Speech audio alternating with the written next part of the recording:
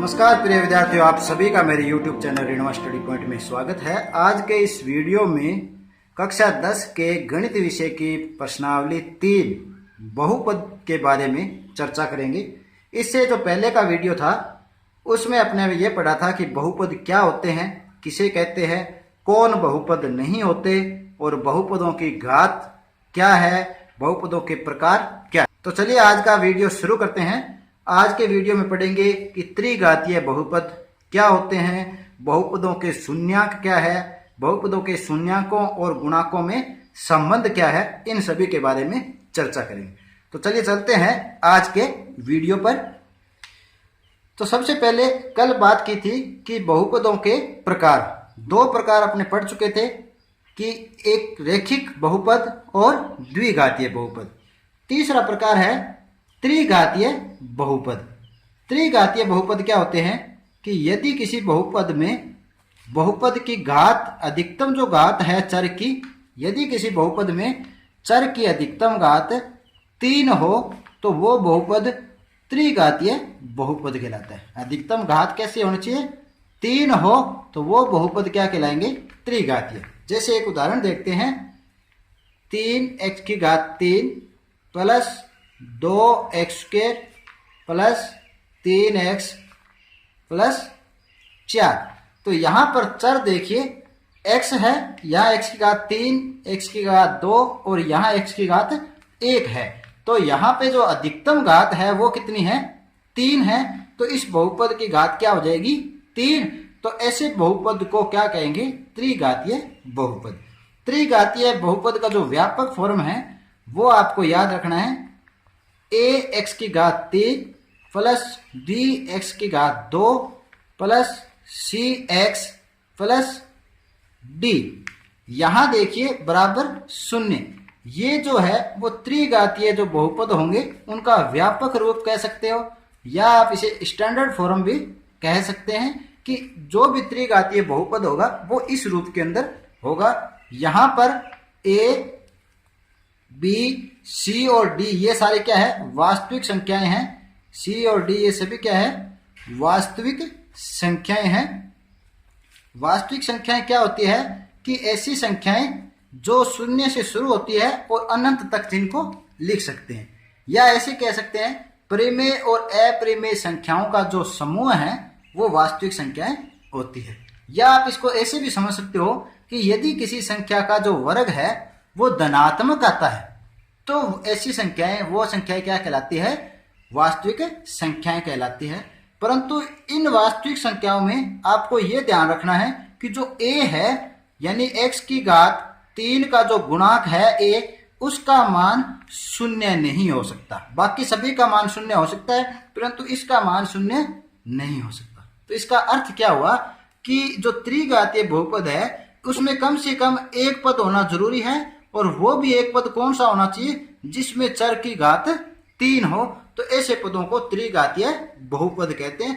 जैसे एक उदाहरण देख लेते हैं। मैंने यहाँ लिखा 4x की घात 3। अगर आपसे ये पूछे कि ये किस प्रकार का बहुपद है तो आपका आंसर क्या आना चाहिए कि ये त्रिघातीय बहुपद है। ये क्या है? त्रिघातीय बहुपद है। क्योंकि अभी आप ये सोच रहे होंगे कि अभी तो आप सर ने ये बताया है कि जो त्रिघातीय बहुपद है वो इस रूप में होता है, तो ये तो सिर्फ सिंगल फॉर्म है, तो ये त्रिघातीय बहुपद कैसे हुआ? देखिए अभी आपने बात की थी कि जो b, c और d, ये जो x² का गुणांक b है, x का गुणांक c है और ये d, ये तीनों वास्तविक संख्याएं हैं। इनका मान 0 हो सकता है। तो अगर इनका मान 0 होगा तो सिर्फ क्या बचेगा? प्रथम पद। तो ये ऐसा फॉर्म भी त्रिघातीय पद हो सकता है। ये बीच में x² और x का गुणांक भी अगर नहीं हो, इस तरह से भी अगर कोई संख्या लिखी हो 4x की घात 3 प्लस 5, ये भी अगर आपसे पूछा जाए किस तरह का बहुपद है तो ये भी त्रिघातीय बहुपद कहलाता है। जैसे 4x की घात 3 प्लस 5, यह भी क्या है? एक त्रिघातीय बहुपद है। यहाँ पे x की अधिकतम घात 3 है, इसलिए इसे त्रिघातीय बहुपद कहेंगे। अब बात करते हैं बहुपदों के शून्यांक किसे कहते हैं। बहुपद के शून्यांक, बहुपद के जो शून्यांक है वो क्या होते हैं कि शून्याङ्क वो मान होता है जिसको अगर किसी बहुपद के अंदर रखे तो उस बहुपद का मान शून्य हो जाए, तो वह मान जिसको रखने से उस बहुपद का मान शून्य हो जाता है वह उस बहुपद का शून्याङ्क कहलाता है। जैसे आपने यहाँ पे लिख सकते हैं कि वह मान जिसे किसी बहुपद में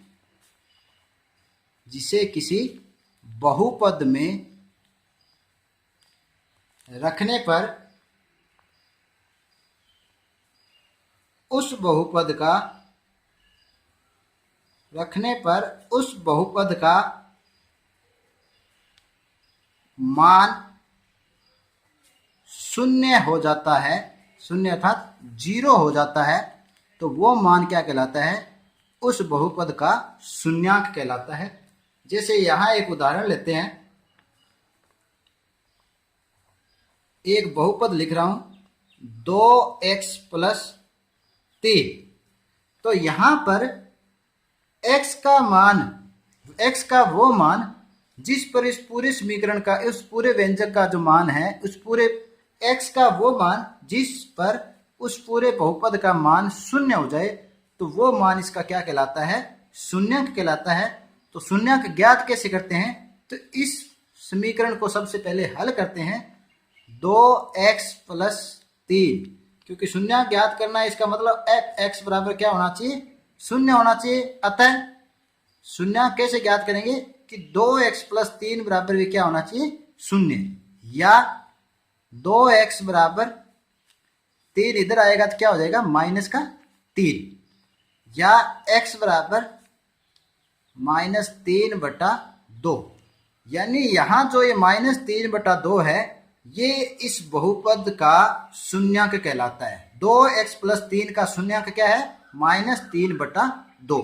यानी इस -3/2 को x की जगह लिखेंगे तो इस बहुपद का मान क्या हो जाता है? शून्य हो जाता है। तो इस तरह से बहुपदों का शून्याङ्क ज्ञात करना है। बहुपद के शून्याङ्कों व गुणांकों में संबंध क्या है, ये देखते हैं। तो आप देखिए कि जो बहुपदों में अपने रेखिक बहुपद किया था, उसमें शून्याङ्कों की संख्या कितनी होती है? 1 होती है। द्विघातीय बहुपद में शून्याङ्कों की संख्या 2 होती है।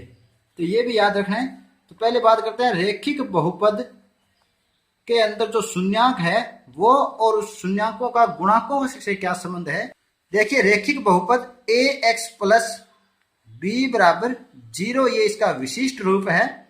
यहाँ पर रेखिक बहुपद का शून्याङ्क कैसे ज्ञात करते हैं? अल्फा बराबर -b/a। -b क्या है? ये जो b है वो अचर राशि है, तो यहाँ लिख सकते हैं माइनस अचर राशि का जो गुणांक है वो है b। अचर राशि का जो गुणांक है वो क्या कहलाता है? b। तो यहाँ पर लिख देते हैं अचर राशि का गुणांक, या अचर गुणांक भी आप लिख सकते हैं, बटा a क्या है? x का गुणांक। a क्या है? x का गुणांक है, x का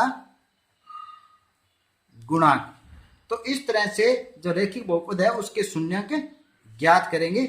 माइनस लगाना है आपको, माइनस अचर राशि का गुणांक बटा a क्या है? x का गुणांक। इसी तरह से द्विघात बहुपद, द्विघात बहुपदों में शून्याङ्कों की संख्या कितनी होती है?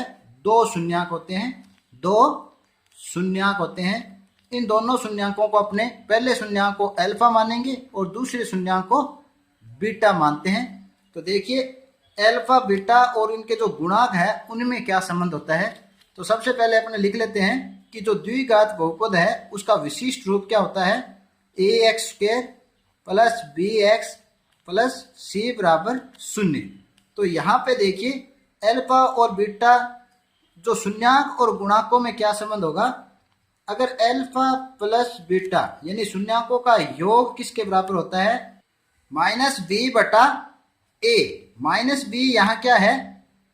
x का गुणांक। तो माइनस का माइनस, अंदर क्या लिखेंगे? x का गुणांक, यानी कि जो चर राशि है उसका गुणांक बट्टा में ए क्या है, एक्स स्क्वायर का गुणांक है। अर्थात ये जो संबंध है कि अगर शून्यकों को जोड़ेंगे तो वो x के गुणांक बटा एक्स स्क्वायर के गुणांक के बराबर होगा, और यदि इन दोनों को अल्फा और बीटा को गुणा करेंगे तो इनका जो गुणांकों के साथ संबंध है वो क्या होगा, c बटा a होगा। c बटा a, c यहाँ क्या है, अचर जो गुणांक है वो है, तो यहाँ लिख सकते हैं बराबर अचर गुणांक, और a है वो क्या है, एक्स स्क्वायर का गुणांक है, एक्स स्क्वायर का गुणांक। तो इस तरह से ये बहुपदों के बारे में जो महत्वपूर्ण जानकारी थी वो इस वीडियो के अंदर, इन दो वीडियो के अंदर पार्ट 1 और पार्ट 2 के अंदर आप दी गई है। यदि आपको ये वीडियो पसंद आए, अच्छी तरह समझ आए, तो इसे लाइक और शेयर जरूर करें। तो आज के लिए इतना ही, मिलते हैं नेक्स्ट वीडियो के अंदर जो इस प्रश्नावली 3.1 के साथ। तब मिलते हैं नेक्स्ट वीडियो में प्रश्नावली 3.1 के प्रश्नों के साथ। तब तक के लिए धन्यवाद।